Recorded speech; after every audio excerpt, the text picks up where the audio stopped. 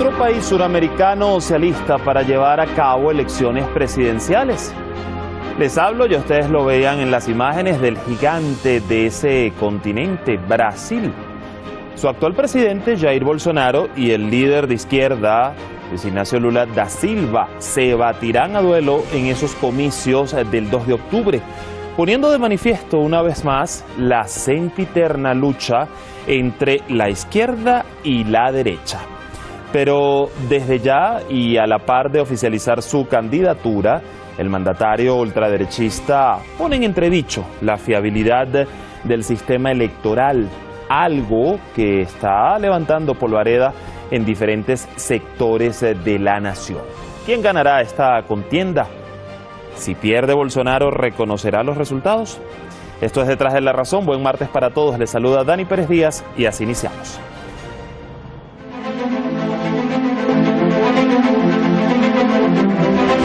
El Partido Liberal postuló oficialmente la candidatura a la reelección del presidente de Brasil, Jair Bolsonaro, para las elecciones del próximo 2 de octubre.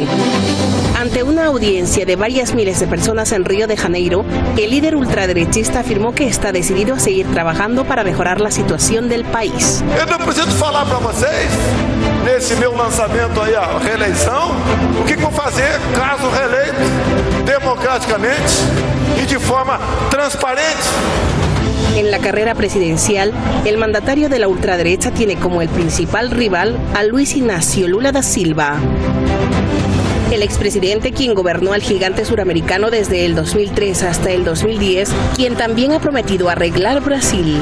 Eu poderia guardar meu título, sabe, de o melhor presidente da história do Brasil e viver os últimos anos da minha vida tranquilo. Entretanto, eu vi esse país sendo destruído, porque amanhã esse Brasil vai voltar a ser o país do nosso sonho, um país com cultura, com emprego, com lazer, um país em que todos ajudam a construir. El laborismo brasileño también oficializó a su candidato presidencial, el exministro de Hacienda, Ciro Gomes, quien intentará terciar entre Bolsonaro y Lula da Silva. E só podemos salvar o Brasil se sairmos do atual modelo econômico e se aniquilarmos de uma vez por todas a forma corrupta de governar o nosso país. Lula e Bolsonaro não defendem e não podem defender esse rompimento, porque se apoiam nesses dois mecanismos apodrecidos. Nesse ponto, com todas as suas diferenças, eles são muito parecidos.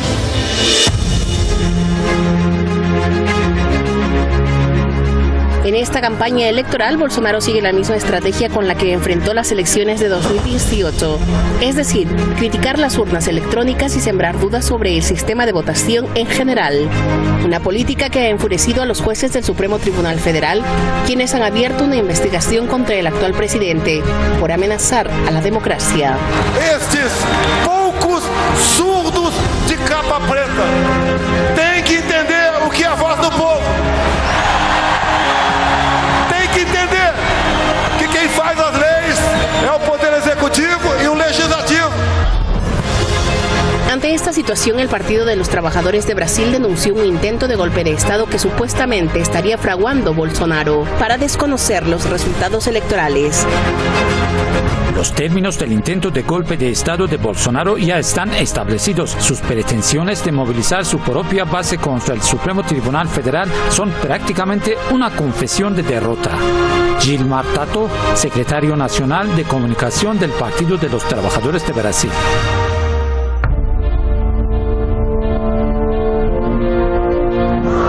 Desde hace meses, Lula lleva la delantera en las encuestas sobre los comicios presidenciales. Según la última encuesta del Instituto de Investigaciones Sociales, Políticas y Económicas de Brasil, el expresidente tendría un 44% de apoyo frente al 35% de Bolsonaro. Si ningún candidato obtiene más del 50% de los votos válidos en la primera vuelta del 2 de octubre, habrá un balotaje el 30 de ese mismo mes. En este caso, y de acuerdo con esta encuesta, Lula vencería con 17 puntos de ventaja, ya que obtendría el 54% de los votos frente al 36% de Bolsonaro.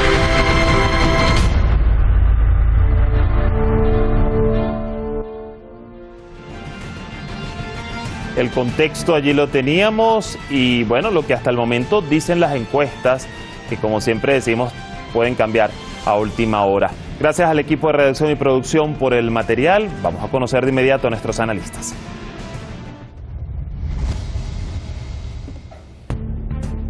Hoy con nosotros Isaac Villo, analista internacional con grados y posgrados en Historia y Política Económica desde Londres.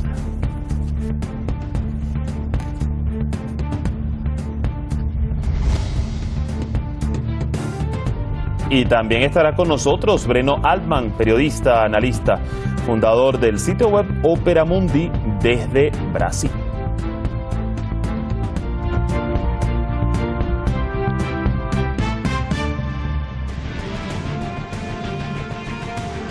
Y bien, allí teníamos sus perfiles en pantalla, ya están conectados con nosotros. Isaac, bienvenido como siempre, ¿qué tal estás?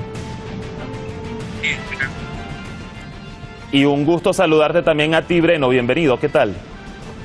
Buenas tardes, muchas gracias por la invitación, siempre a la orden de Hispan TV. Bueno, 3 meses para esas elecciones. Bolsonaro ha lanzado oficialmente su candidatura a la reelección ante un Lula da Silva que hemos visto hasta el momento pues estaría o está liderando las encuestas. Yo quiero iniciar desde Brasil, desde Sao Paulo, contigo, Breno.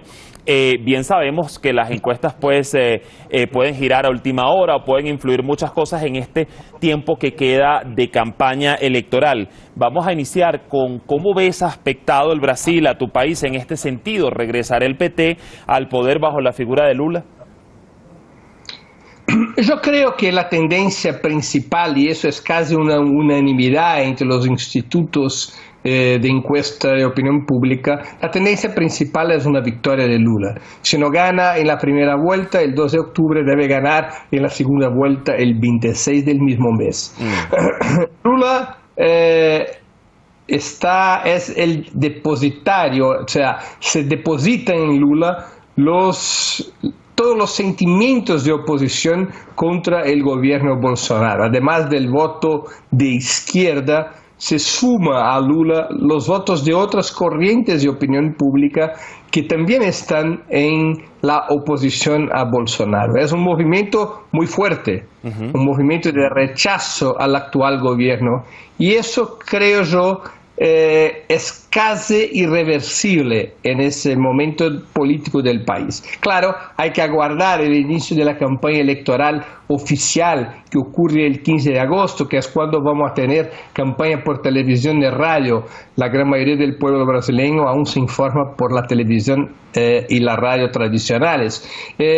Algo puede cambiar después del 15 de agosto, pero a los hechos de hoy día, a la situación de hoy día, yo creo que se está consolidando una tendencia irreversible de victoria del expresidente Lula.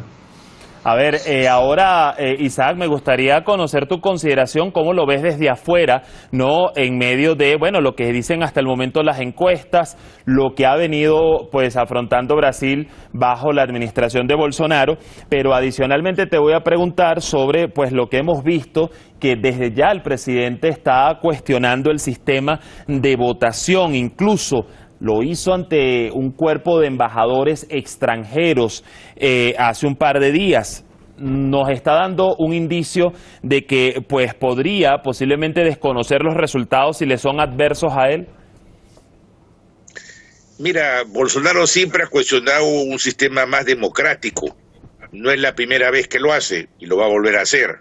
Y va a seguir el mismo guión de Trump, él es el Trump tropical.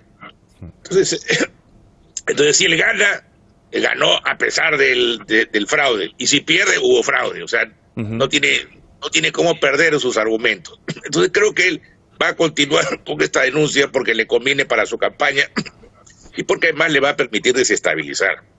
Ahora, yo pienso que las chances que Bolsonaro sea reelecto son muy pequeñas. Y quiero dar un ejemplo. Mira, Brasil y Perú, no, yo soy peruano, pero he vivido en Brasil. Perú cumplimos unos días, entonces Julio, un saludo a todos los peruanos por su día.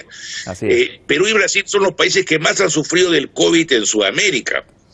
Y en el Perú hubo un cambio del gobierno neoliberal por uno que se llamaba popular, porque la gente estaba cansada de la enorme cantidad de muertos, el desastre del sistema de salud y todo lo que eso había producido. Y yo creo que ese mismo efecto se está dando en Brasil.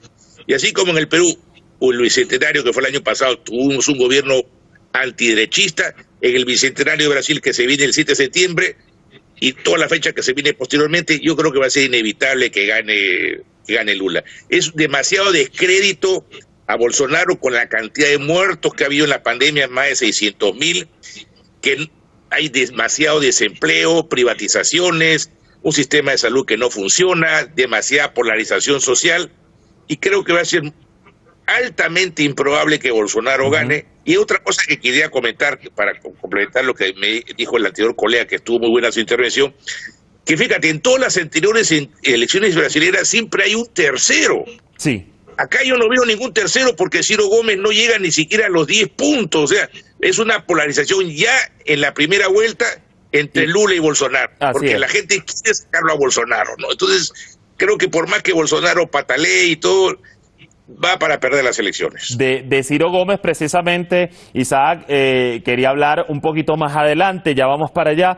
Vuelvo con Breno. Fíjate, Breno, que bueno, el mandatario Bolsonaro ha reiterado sin pruebas concisas y una vez más pues sus ataques al sistema de votación con el que vamos a recordar fue elegido presidente en 2018 y antes también fue electo diputado durante varias legislaturas. Hasta la fecha no se ha confirmado como tal ningún caso relevante de fraude, tú me lo confirmarás, pero bueno, Lula ha señalado que Bolsonaro intenta crear una confusión muy al estilo de Trump en Estados Unidos. Mi pregunta es, con sus particularidades, ¿qué tan cohesionado y sólido está Brasil a nivel institucional como para no caer en una avalancha de caos, no dado un escenario de no reconocimiento o en este escenario que Bolsonaro está pues poniendo en entredicho al sistema electoral? Mira, yo creo que lo que hace Bolsonaro en su crítica a las urnas electrónicas del sistema electoral es antes de todo un bluff. Bolsonaro trata de utilizar ese discurso con dos objetivos. El primer objetivo, claro, generar una situación postelectoral para el caso de su derrota, una situación postelectoral en que él pueda arguir que ha sido robado, que las elecciones han sido fraudadas. Eso es bien el estilo de Trump. Hay un otro objetivo, que es generar en el país un permanente clima hasta las elecciones, de tensión, de miedo, de confrontación, porque ese ambiente le facilita poner su agenda. ¿Cuál es la agenda de Bolsonaro? La agenda de él es una agenda de cambio del régimen político, de crítica a las instituciones, de discusión de las libertades individuales, especialmente la libertad religiosa. Su discusión es una discusión contra la corrupción y fundamentalmente un discurso contra el PT, el Partido de los Trabajadores. Trata de generar ese clima para que sean esos los temas que estén en discusión y no los temas que lo debilitan, como la hambre, la pandemia, la corrupción, el desempleo, ¿no? Todos los factores que han debilitado a Bolsonaro desde 2019, cuando ha sido su asunción como presidente de la República. Yo no creo en la posibilidad de un golpe de Estado. Claro, Bolsonaro puede dictar una aventura a la Trump, pero un golpe de Estado en Latinoamérica y especialmente en Brasil no es la decisión de una persona, es la decisión de una clase. Ha ocurrido golpes de Estado en Brasil cuando los sectores fundamentales de la burguesía brasileña decidieron dar el golpe de Estado. Esa orden de clase es que pone las Fuerzas Armadas, los medios de comunicación en movimiento para romper la orden constitucional. Eso ha ocurrido en el golpe militar de 1964 y ha ocurrido en el golpe contra la presidenta Dilma Rousseff en 2016. En ese momento los sectores mayoritarios de la burguesía, los sectores dirigentes de la burguesía, no están por el golpe de Estado, están por la derrota de Bolsonaro, irónicamente, porque Bolsonaro se ha revelado un factor permanente de inestabilidad en el sistema sistema político y eso ha generado conflictos con la burguesía, aunque Bolsonaro siga con las reformas liberales que interesan a los negocios empresariales. Bolsonaro es un factor de crisis, es un factor de permanente riesgo a la democracia liberal y la burguesía no está dispuesta a apoyarlo. Hay sectores de la burguesía incluso que en ese momento declaran su voto a Lula para derrotar a Bolsonaro ahora en posición o incluso Incluso, Breno, después te voy a preguntar sobre si ese sector de la burguesía, como bien dices, podría incluso inclinarse hacia Ciro Gómez, pero no me lo respondas. Voy primero con Isaac. Fíjate, Isaac, los jueces del Supremo Tribunal Federal han abierto una investigación contra Bolsonaro por amenazar a la democracia, así lo han llamado, tras esas acusaciones contra el electoral. ¿Cómo hace peso esto, no, en un panorama pues en donde se están calentando esos motores previos a las elecciones y para el colectivo que quizás podría tener sus dudas sobre el sistema electoral? Bueno, como ya lo dijo anteriormente mi colega, la política de Bolsonaro es generar miedo. Si tú te fijas bien, lo que hace Bolsonaro en Brasil, lo que hizo Uribe y Duque en Colombia, lo que hace Keiko Fujimori en el Perú, es generar paranoia. Viene el comunismo, viene el terrorismo, viene una catástrofe, viene el fraude. Entonces genera una tensión en la sociedad y dice, El Salvador es tal persona que además está apoyada por una serie de grupos religiosos. Ahora, yo creo que va a haber mucha judicialización de la política brasilera. Ya lo hemos visto en el caso de Lula, porque en la anterior oportunidad Lula tenía la de ganar en las elecciones y por la judicialización que le han puesto en la cárcel de manera totalmente irregular, él no pudo presentarse y por lo tanto no pudo ganar. Pero pienso que va a haber mucho de este tipo de acusaciones de que hay fraude, de judicialización, le va a acusar a Bolsonaro tal o cual otra cosa.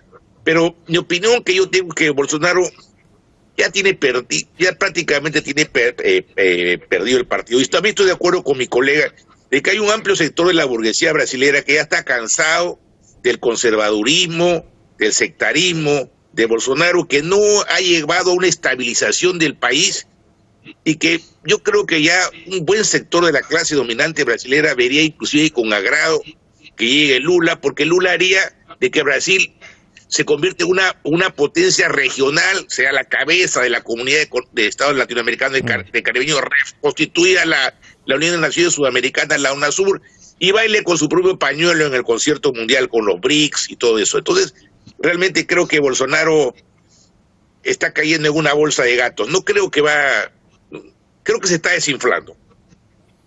A ver, Breno, precisamente ya nos colocaba sobre la mesa, igual que Isaac, el tema de Ciro Gómez, aun cuando, bueno, va de tercero en las encuestas, pero muy bajo, no hay quizás que desestimarlo hasta el último momento.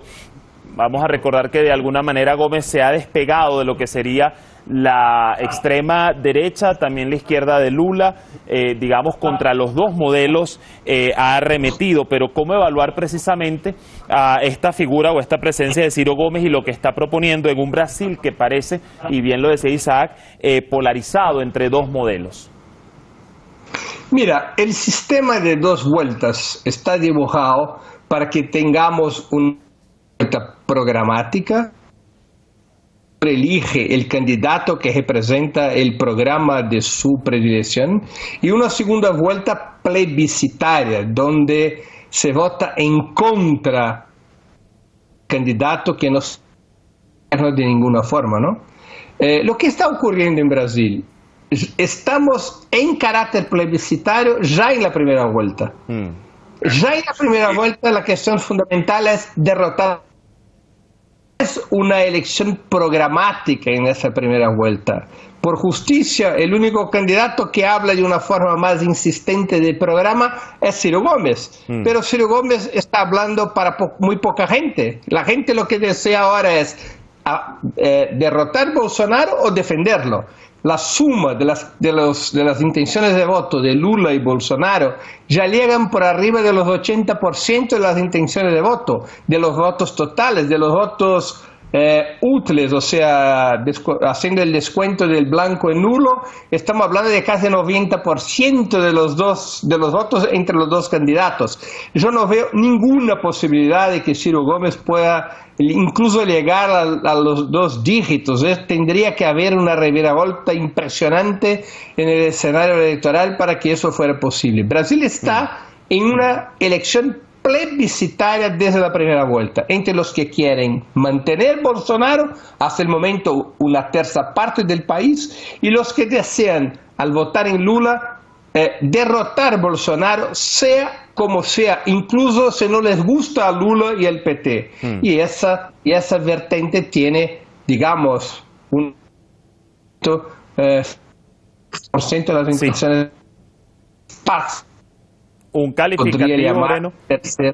Un calificativo, como bien dices, una elección plebiscitaria que es muy interesante para la reflexión. Ya precisamente vamos a esas conclusiones, Isaac. Hemos visto que han sido, 4 años duros para el gigante suramericano, lo que ha supuesto todas las situaciones bajo la administración de Bolsonaro, la pandemia y sus efectos devastadores bajo las cuestionadas políticas del mandatario, el tema de la corrupción, el nepotismo, lo que vimos, los desastres medioambientales en la Amazonía, los reclamos indígenas y de múltiples sectores sociales. ¿Cómo quizás contrasta esto, Isaac, con ese Brasil que tiene el calificativo de gigante y además posee tantos recursos y forma parte de las potencias emergentes al día de hoy? Es decir, hubo un retroceso, todavía Brasil está en esa senda de seguir emergiendo como potencia más allá de lo que ha pasado durante estos 4 años. Bueno, yo pienso que Brasil va a surgir como una potencia. En cierta manera, es parte de los BRICS, Brasil, Rusia, India, China y Sudáfrica. Es la 5ª potencia económica, la 5ª potencia en territorio, la 5ª potencia en población del planeta. Y Brasil tiene la capacidad de ocupa la mitad o más de la mitad de la población y del territorio de Sudamérica, o sea, tiene la capacidad de reestructurar de la Unión de Naciones Sudamericanas, que Bolsonaro la destruyó para estar de acuerdo con Trump, pero con Lula podía reconstituir la UNASUR y convertirla en un bloque regional como es la Unión Europea, pero comandada por Brasil, no como Alemania, y Brasil tiene más peso en Sudamérica que Alemania en Europa, y además apuntalar con México la CELAC. Y creo que el hecho de que ya prácticamente todos los gobiernos de extrema derecha han caído en América Latina, el último que falta por caer es Brasil. Entonces tendríamos Argentina nacionalista, Chile izquierdista, Bolivia izquierdista, Perú medio izquierdista, Colombia izquierdista, México izquierdista. Entonces Brasil podría comandar un bloque de la región que además generar una especie de contrapeso con Estados Unidos y buscar bailar en el concierto internacional de manera independiente. Buscar ser un mediador en el conflicto de Rusia con Ucrania, acercarse a China. Yo creo que Brasil tiene grandes capacidades para hacer un gran factor geopolítico. Y además hay otro aspecto que quiero resaltar. Sí. Brasil es el único país del hemisferio sur que ha sido capital de un imperio ultramarino, que lo fue hace 2 siglos. Yo creo que Brasil sí podría tener un fuerte rol en la política internacional si llega Lula a la presidencia. Bueno, vamos a seguir muy de cerca los acontecimientos, esas venideras elecciones, seguro los tendremos nuevamente acá para estar midiendo el pulso de lo que pase tras esa primera vuelta. Breno, Isaac, les quiero agradecer a ambos, que estén muy bien. Hasta una próxima oportunidad, hasta un próximo análisis. Gracias. Bueno, allí el panorama de la voz de nuestros expertos. Lo cierto es que incluso las Fuerzas Armadas han entrado de lleno en el polémico asunto del proceso electoral, según para calmar a Bolsonaro e intentar desactivar un discurso que mine la democracia. El Tribunal Superior Electoral, de hecho, invitó a los militares a participar en la fiscalización del proceso. Vamos a ver cómo avanzan las cosas allí en Brasil. Mañana nos vamos con otro análisis. Hezbollah del Líbano advierte que dará respuesta recíproca a las agresiones.